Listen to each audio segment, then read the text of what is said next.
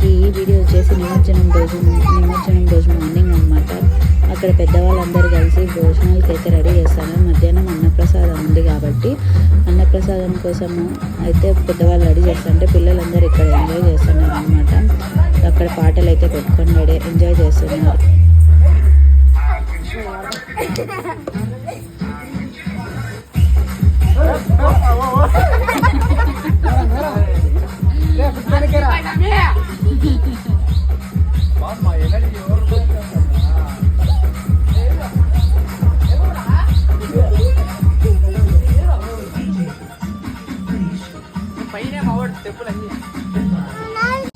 అంకులైతే బండి వాళ్ళు వచ్చేసి డీజే వాళ్ళని కూడా అయితే రెడీ చేసుకున్నారు అన్నమాట పాటలు పెట్టడానికి కోసం అని చెప్పేసి.